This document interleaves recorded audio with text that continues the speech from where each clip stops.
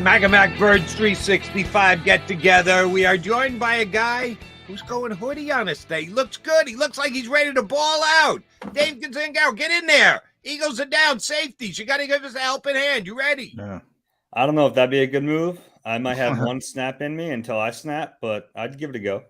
I think you got one snap in you, Dave. But the key is, I want to know: do you watch field goals when Jake Elliott lines up? I do, and it's funny though. Like you watch them, you're just watching to watch, and you kind of expect them to make them.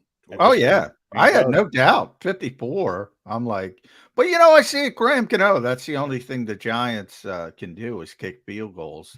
I think he made a 50. It's amazing how good these kickers have gotten.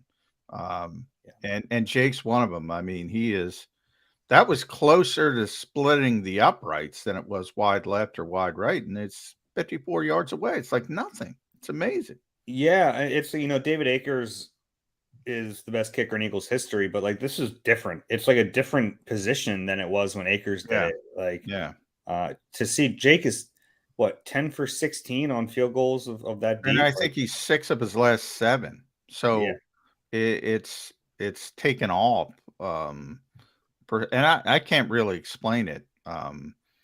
But I think it was funny the way Nick said, well, I'm not really a superstitious guy, but then he was incredibly superstitious. But there are bigger things to deal with this team, Dave. And number one is they are 4-0. There's only 2 teams that can say that. So that's pretty impressive.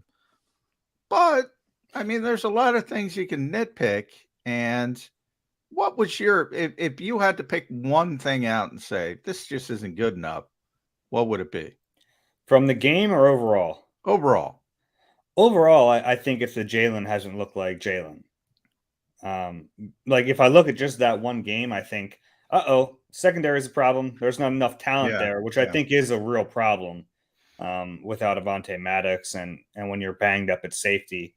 But overall, I think if the Eagles are going to go where we think they can go, it's going to be because Jaylen Herz is playing like an MVP candidate, and he hasn't done that yet. I thought there were some encouraging signs last week or this week on Sunday's game. Like I thought it was his best game so far, but he's still not looking like the guy he was from last year. And ultimately, like he needs to be that guy. He needs to be an MVP level player because yes, the roster is great around him, but he played up to that level last year, and it was a big reason why they almost won the whole thing. So if he's not that, then you start to wonder about where this team is actually going. So you need to see more from him. He needs to be more consistent. Was encouraged by what I saw on Sunday afternoon. All right, 2 follow-up things. First, on the field goal kicking, the automatic individual that Elliott's become. Got to give credit to a buddy of mine, Joe Cornick, who tweeted this to me last night. How much did the NFL change in over 40 years? Mark Mosley in 1982 was the MVP of the National Football League.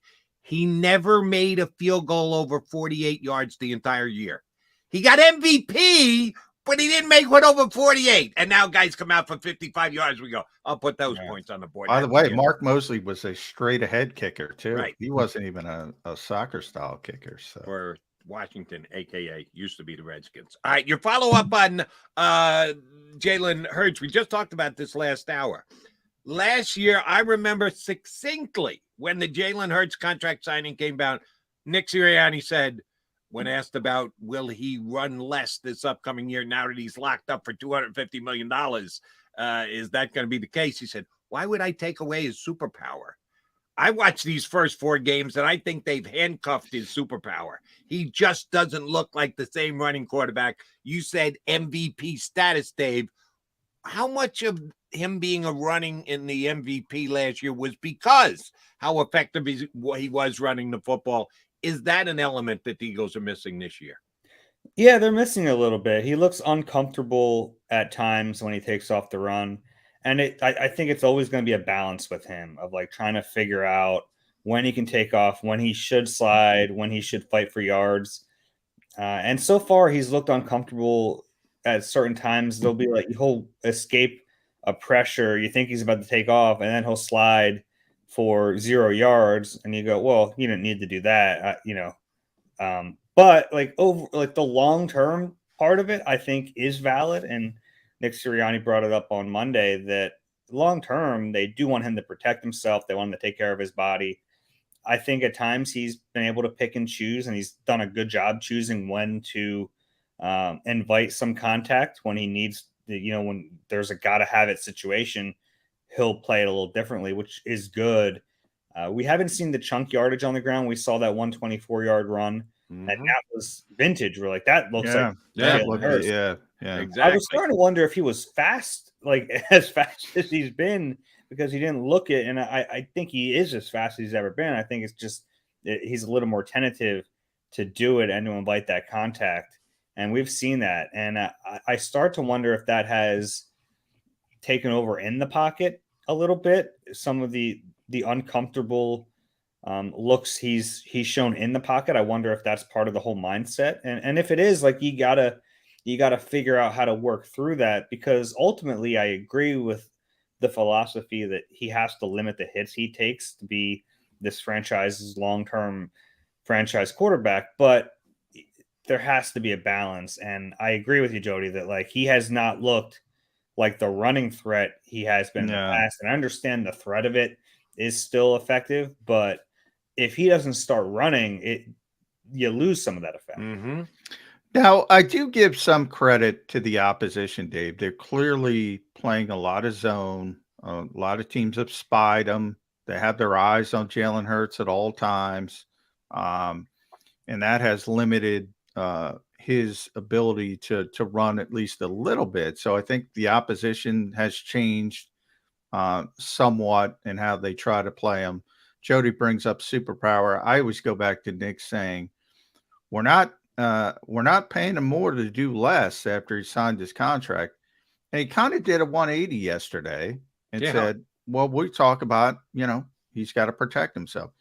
Do you think the way he's handled it and the way Nick was talking, is that more about protecting Jaylen Herz in a different way and saying, this hasn't been effective. I'm going to try to spin this the best way possible, because I do think the Eagles as a whole want that running threat back in their offense as quickly as possible.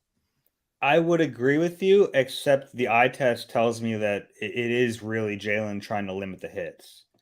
I agree that it's been ineffective, but I watch it and it tells me that it's not just that it's not working. It's that, he's avoiding the contact. He's sliding.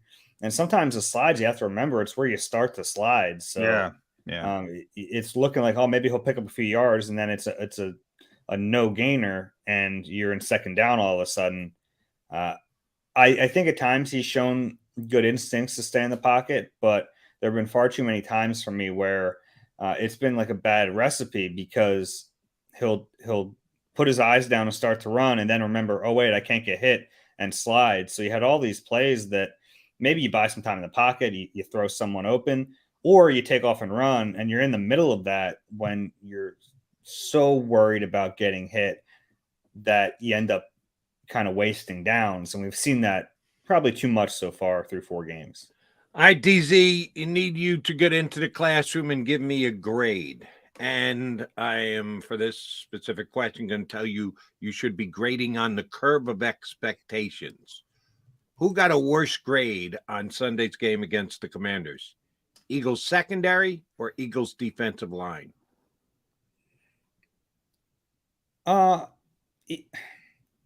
Even with the curve, I'll say Eagles secondary. I thought the D-line was not as consistently good as it probably needed to be, but I did think they got some good pressure.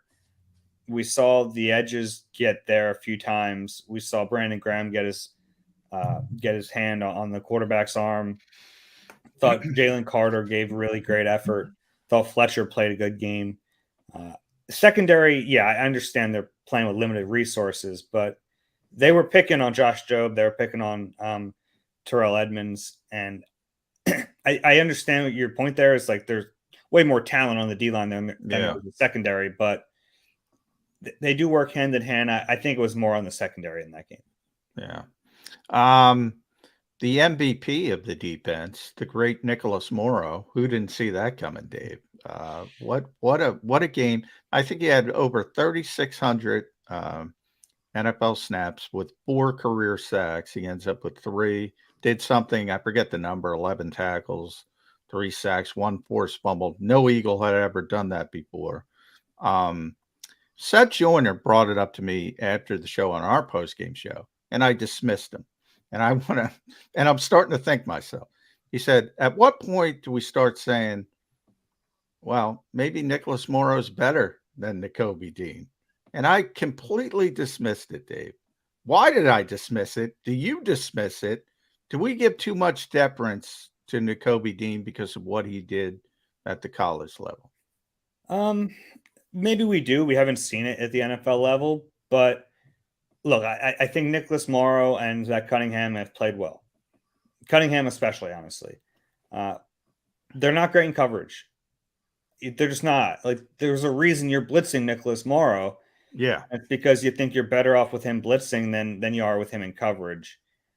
Theoretically, Nakobe is going to be better in coverage, and you need that. You're going to need that down the stretch. We haven't seen it yet because we haven't seen him play yet. But they went into the season with him as the Mike. They've said at every turn he's the guy. I have a hard time believing a couple of decent games from Nicholas Morrow is going to change that. So, I understand the point that Seth's making, and I don't want to take anything away from Morrow, but it's probably still Nakobe's job. The interesting thing is, do they only view Morrow as a middle linebacker, or will? Yeah, he's played on the weak side, so he could push Zach as well. That's what I'm thinking. Is it like, do you have Nakobe at the mic, and then you have either Cunningham or Morrow battling for the will? I'll tell you what, Cunningham has impressed me. He was awful in week 1 to the point where I was like, get him off the field. He can't do anything. He's bounced back nicely, and he's been a fine player since then. And I brought this up earlier. Need your take on it. We know how the Eagles just run guys in on the defensive line. Contavious Street somehow finds a way to get a couple snacks every week, and Derek Barnett finds a way to get snaps and accomplish absolutely nothing.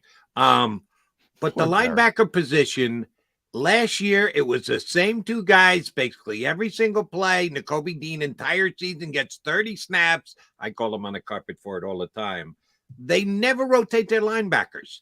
If Dean comes back and is playing well, and Cunningham and Morrow have another good game again this week, why can't they rotate linebackers? They could. The tricky thing is when you're running zone coverage like the Eagles do quite a bit, the continuity back there means a lot more than it does up front. Like up front, you got to worry about your rush lanes. You got to worry about a stunt here or there, but you can kind of mix and match and play different guys with different players. On the back end, that's where the continuity means more, because now you're worried about spacing, and now you're worried about, if I'm Nakobe, I need to know where Zach Cunningham is at all times. And so I think it's a little harder. I don't think it's impossible to rotate at linebacker, but I do think it makes it trickier. And you have to remember, in the secondary, they're already moving pieces around because you have James Bradbury going outside, inside. Then you have a safety on the field. You might have Sidney Brown at the slot. So there's already a bunch of moving pieces in the back 7. If I'm Sean Desai, I have to think, is it really worth it to rotate a linebacker and potentially screw up that continuity just because I got to shoehorn in some snaps for Nicholas Morrow? Like, I don't know if that's worth it. Yeah, that's my biggest pet peeve. You've probably heard me say it at some point, Dave, about this Fangio-like scheme. The communication on the back end. I mean, when everybody is healthy and you have veteran savvy players like Slay and Bradbury, the Eagles did it better than anybody last year. 11, 12 teams that play that scheme. When you have younger players, all of a sudden you start to see coverage bust and guys who aren't used to playing. There's got to be a room for a tweak there when you have younger players and these moving parts. I don't get the Bradbury moving him into even a little bit. That is an all-pro outside corner. I mean, you're paying him $13 million for a reason. And he's your best option. I'm not saying that. He's a good player. He can handle it. He's held up well. But at what point, Stoutland talks about it on the offensive line, when you upset two positions, technically you're worse at slot and outside corner. What's your thought process on how they've handled that? Yeah, I kind of agree with you a little bit there, because I don't think you're getting all out of James Bradbury that you can when you're playing him inside. He's best suited to play outside corner. And I think situationally I get it. And that's kind of what I go back to in training camp. I thought, yeah, this makes sense in some games to play him inside against some Kelsey, bigger Hawkinson, if he was healthy, glorified Mike Evans. Yeah, put him in there. But yeah, like Darren Waller, who can't catch a football anymore, apparently. Like those types of players, it made sense to me. As it being like a full-time thing, I don't think it's a good idea. The problem is the Eagles clearly don't trust Mario Goodrich, which, I don't know why he's on the roster. If he's your backup nickel, your nickel gets hurt and he doesn't play, what are we doing here? They clearly trust Josh Jobe more, and maybe Jobe will get a lot better as the season goes on, but he's not going to turn into James Bradbury, and James Bradbury is probably never going to be as good as Avonte Maddox as a nickel. So this is a spot where I would look around the league. I would really canvass the league and try to shake free a veteran who you can just plug and play at that nickel corner spot. I think that's worth it, because right now this whole thing is in flux. I like Sidney in there at times. I don't think he's going to just be your starting nickel. I don't think that's going to be good or fair to him. So I would look around. Cooper Kupp's supposed to come back this week. Yeah. I don't know if he's going to be healthy, but when you get that traditional slot receiver, that short area quickness guy, that's doing a disservice to James Bradbury and Sidney Brown. Yeah, they can't cover those guys, or at least like they shouldn't have to. You should have a nickel, and if it's not Mario Goodrich, go find a guy who can do it. Yeah. All right, Dave, one of my favorite, probably my all-time favorite football rhyme, and I would give credit to whoever said it, but I don't know who that is. Maybe you can tell me. For preseason football analysis, you can't make the club in the tub, meaning if you're hurt, you're not going to be able to make the team. I'm going to try one of my own here. Tell me what you think. You can't be elite on your seat. How are the Eagles winning without the elite Quz Watkins? It's just... I didn't know where you're going with that. Okay. If I need to explain it, I'll explain it. But both Quz, first the coach went out of his way to tell us, you guys are missing out. Quz Watkins is looking great. You're looking for a breakout star here this year. You better be watching Quz Watkins. And then Quz doubles down and calls himself elite, despite his 2 receptions so far this year. 2 receptions for Quz. The Eagles are doing just fine. How are they able to overcome not having Quz, the elite Quz Watkins in this lineup? Yeah, Alameda 0 catches last week, really. Look, it's the 3rd receiver option. They can't even get Dallas Goedert the ball. Yeah. So there's probably not going to be much meat on that bone for Quz or Alameda or whoever else it is. Yeah, he's been hurt. Yeah, I get your point there. I think the delta between him and Alameda is a lot smaller than it was. I wouldn't be surprised to see, even when Quz is back, them have Alameda out there. I think he deserves some more looks, but I don't have much to say on Quz. He's been hurt the last couple games. Yeah. Dallas, you mentioned, I asked Nick that yesterday. We're at, we can't say quarter pole anymore because they play 17 games, but you know how much that bugs me, John? All three of us. Yeah, it drives me insane. But it is a small sample size. That's what Nick said. It's getting, it's getting late early. Is it? Is it a small No, I don't think it is. They can't get them to freaking football. Yeah. What the heck is going on with Dallas Goedert? Yeah, it's all relative, but it's not a small sample size. We're 4 games in. He plays every snap just about. Right. And he hasn't been involved in the offense. I do agree with Nick that it's been like a few different factors. I don't think it's just one thing, but they have to figure out a way to get in the ball. They've done that for AJ. They've done that for Devontae. And if he's the third part of that, and that goes in no particular order, then you have to get him involved. They didn't pay him 4 years, $57 million to be a blocking tight end, even though he's good at blocking. He needs to catch the ball more. And we've seen them make a concerted effort to get AJ involved early in games, which I think is a very good idea. You want to engage AJ Brown, but you can do that for Dallas. You can manufacture touches for Dallas Goedert. He's so good after the catch. I'm fine with running the tight end screen. Yeah, there's a chance you take a negative play, but he has such great potential to turn it into a big play. I'd run those here and there. He has to be more involved. Point blank, period. All right, Dave, I'm going to ask you to make a prediction on Sunday's game, and it has nothing to do with the final score. Okay. The Eagles are going to have to do some roster juggling coming into this contest because if Jurgens is going to be out, all right, you just plug in Sewell Patton. He did a damn good job this past week. That's great. What happens if Jason Kelce turns an ankle? And we know he's just a warrior and he never comes out, but stuff does happen. Guys get hurt. Somebody's got to snap the ball to Jaylen Herz.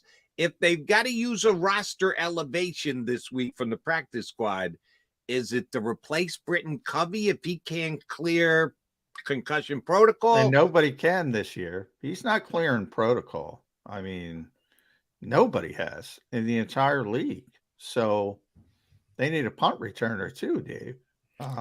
Yeah, it's going to come down. So you figure you have one elevation, that's the punter. You have to elevate the punter. You got to have the punter on the team, even though he hasn't been great. Yeah, you have to have someone to punt the football.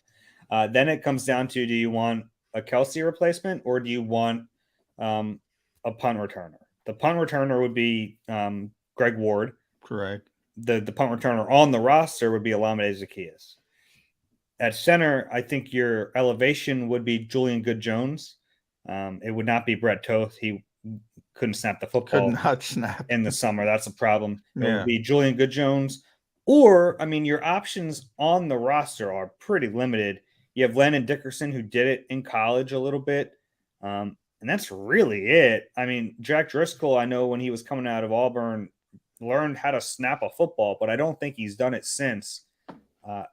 I think in like a quick few plays, you'd be fine getting by with with Dickerson, but not ideal. I think it'll come down to, do they feel like they have a better replacement on the 53 for center or for punt returner, and then vice versa. And I think they'll try to weigh it out like that.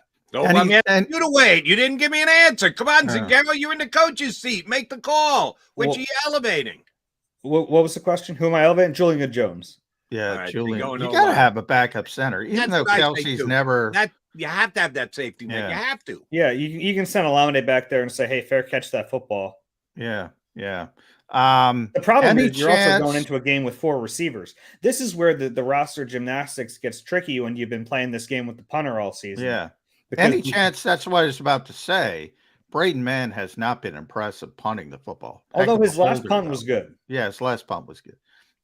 Any chance they speed it up and they just put him on the 53, or if Jurgens is going to miss 4 games, they could put him on IR. Yeah, that's the thing. We'll see if that roster spot opens up. Yeah. If it does, then they'll just sign Julian Good-Jones to the active roster and go from there. I think there's a chance that happens.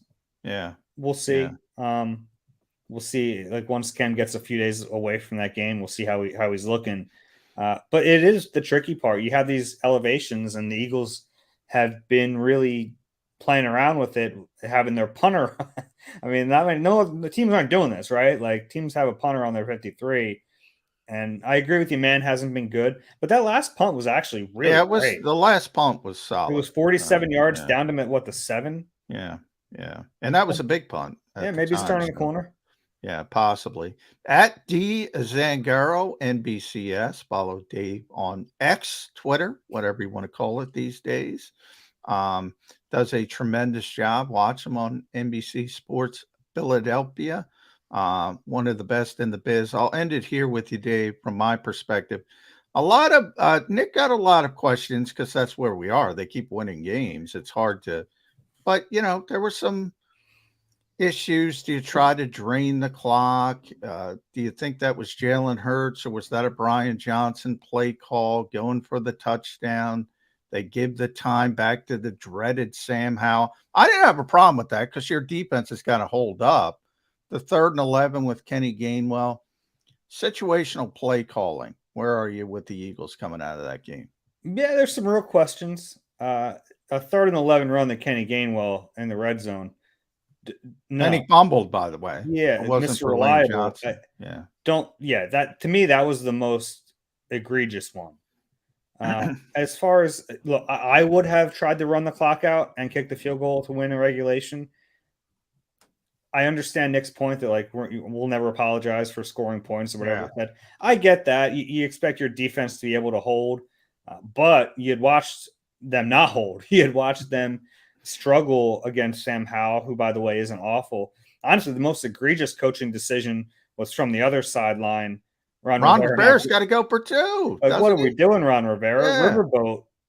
Yeah, I've stripped him of that nickname. He can no longer he lost it. I mean, what are you doing? You're an 8.5 point underdog. You got a chance to win this game on the road. Still your reasoning is that your guys are gassed. It's even more of a reason to not send it to over. It made no sense. It still makes no sense. That was egregious. Yeah. I'm with you. I'm with you, Dave, in that I would have just gone for a first down and then a field goal and not even taken it into overtime. And I do believe they had a great ISO camera on him that when Patrick Mahomes got up from sliding down at the 2-yard line, I think I saw him say Sirianni. That don't always have to score. By the way, Patrick Mahomes got outplayed by Zach Wilson. Who didn't see that coming? But much like the Eagles, they won, right? The Kansas City Chiefs did win the game. Good teams win games like that. Yeah. That's what you need to do. Need to win games like that. All right, Dave, last thing. Who's going to LA? You, Rube, or both? I'll be going. Yeah. Rube doesn't go anywhere. Rube's got to do the post-game show. Yeah, he's got to do the post-game. Right. Well, then have you been to SoPa yet? Have you been? I haven't. I'm excited to see it. Yeah. Cool. Safe trip, my friend. Thank you very much for jumping in with us today. We'll get you on in a couple of weeks. Appreciate it, bud. All right, guys. Take care. Thanks, Dave. Dave Zangaro, NBC Sports Philly, here with us on Birds 365. All right. On the JAKIB Media YouTube channel, coming up in less than 10 minutes, we have a new show that is debuting today, the Philly Sports Power Hour with Bill Carullo, who you've seen here on Birds 365. Done a real nice job jumping in, filling in for Johnny Mack when he needs to run over to South Philly for Eagles responsibilities. Big Bill getting his own show, the Philly Sports Power Hour, coming up in less than 10 minutes here on Birds 365. We'll come back and put a bow on this show